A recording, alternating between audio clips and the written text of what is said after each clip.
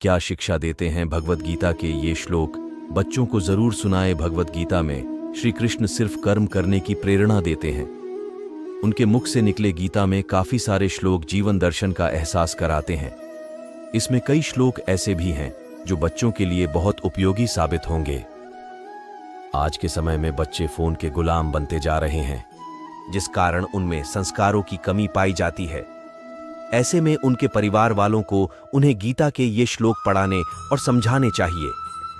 इन श्लोकों से उनमें सकारात्मक कर्मण्यवाधिकारस्ते मां फलेषु कदाचन मां कर्मफल हेतुर्भूर्मा ते संगोस्त्व कर्मणि।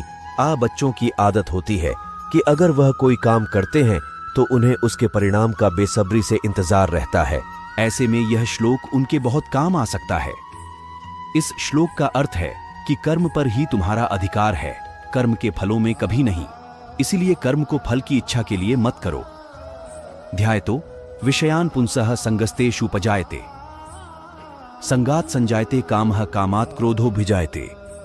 अर्थ विषय वस्तुओं के बारे में सोचते रहने से मनुष्य को उनसे लगाव हो जाता है। इससे उनमें कामना यानी इच्छा पैदा होती है और कामनाओं में बाधा आने से क्रोध की उत्पत्ति होती है। इसलिए कोशिश करें कि किसी चीज के लगाव से दूर रहते हुए कर्म में लीन रहा जाए। बच्चे किसी चीज को देखते ही उसकी जिद करने लगते हैं और न मिलने पर जल्द ही गुस्सा भी हो जाते हैं। ऐसी स्थिति से बचने के लिए यह श्लोक उत्तम है। क्रोधात् भवति सम्मोह सम्मोहात् स्मृति विभ्रमः स्मृति भ्रंशात् बुद्धिनाशो बुद्धिनाशात् प्रणश्यति। अर्थ क्रोध से मनुष्य की मति यानी बुद्धि मारी जाती है। बुद्धि का नाश हो जाने पर मनुष्य खुद अपना ही का नाश कर बैठता है। कई बच्चों को बहुत गुस्सा आता है। ऐसे में यह श्लोक उन्हें गुस्सा करने से उन्हें नुकसानों से अवगत कराता है। यद्यदाचरति श्रेष्ठस्तत्त देवेतरो जनः स यत् प्रमाणम कुरुते लोकस्तदनुवर्तते। अर्थ श्रेष्ठ पुरुष जो आचरण यानी जो काम करते हैं, दूसरे मनुष्य भी वैसा ही आचरण या कहें कि वैसा ही काम करते हैं।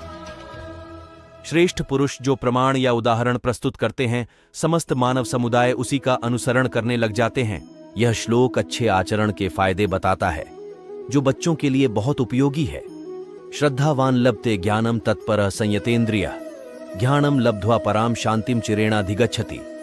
अर्थ श्रद्धा रखने वाले मनुष्य, अपनी इंद्रियों पर संयम रखने वाले मनुष्य अपनी तत्परता से ज्ञान प्राप्त करते हैं, फिर ज्ञान मिल जाने पर जल्द ही परम शांति को प्राप्त होते हैं। पढ़ने वाले बच्चों के लिए यह श्लोक बहुत ही उत्तम है। यह उन्हें एकाग्रचित होकर अपने लक्ष्य की ओर ध्यान लगाने के लिए प्रेरित करता है।